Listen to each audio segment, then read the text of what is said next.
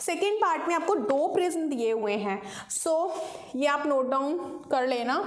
अब सेकेंड जो है वो डायग्राम बनाना पड़ेगा बच्चों, उसमें हमें एक पाथ को ट्रेस करना है। लाइक हमें 2 प्रिज्म दिए हुए हैं, है ना।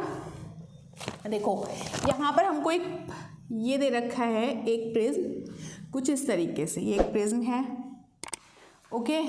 ये कोई प्रिज्म है, इसको मान लो थोड़ा लाइनिंग्स पे कम फोकस करना।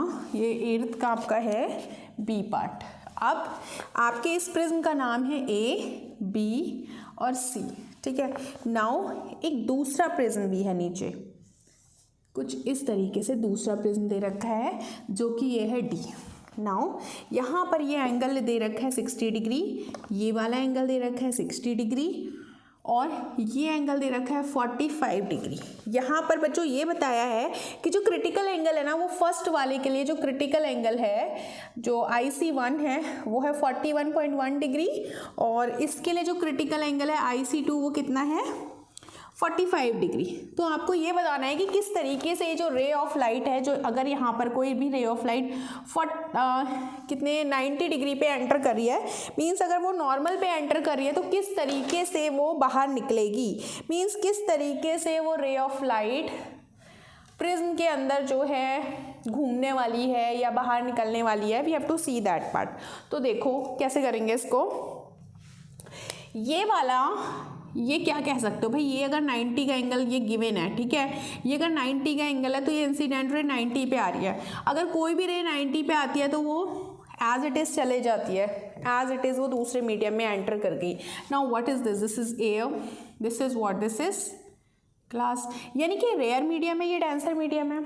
अब रे ऑफ लाइट जब एयर टू ग्लास पड़ेगी, वो सरफेस AC पर गई, AC पे वो स्ट्राइक हुई, तो भाई AC पर वो कहलाएगी इंसिडेंट रे और AC सरफेस पे हमने ड्रॉ कर दिया क्या, एक नॉर्मल ड्रॉ किया। तो ये एंगल बच्चों कितना होगा, ये एंगल होगा 90, ये एंगल होगा 90, 90 45 135, तो ये एंगल कितना होगा, ये होगा 45 डिग्री, ठीक है। ये अगर 45 है और ये पूरा एंगल 90 है तो ये कितना बचा, ये बचा 45 डिग्री। अब ये इंसिडेंट रे है, ये नॉर्मल है, तो ये इंसिडेंट एंगल हो गया। इंसिडेंट एंगल है तो ये वाली रे 45 डिग्री पर, तो ये 45 है एंगल ऑफ इंसिडेंस, तो ये भी कितना होगा 45 डिग्री होगा एंगल ऑफ कौन सा वाला, रिफ्लेक्शन, ओके। अब ये रे 45 डिग्री पे यहाँ से वापस हुई जो कि क्रिटिकल एंगल से बड़ा है, तो यानी कि ये रे पहुँच जाएगी दूसरे मीडियम में। ये रे यहाँ पहुँच गई, BD सरफेस पर स्ट्राइक हो गई, ठीक है। नाउ एक चीज़ अगर हम देखें तो अगर हम इस वाले ट्रायंगल में देखें तो this is what, this is 90, ठीक है, और ये पूरा 90 है, ये 90 होगा, ये 2 पैरेलल रे हो गई, ये पूरा एंगल 90 है, 45 45 90, सो ये भी 90 होगा।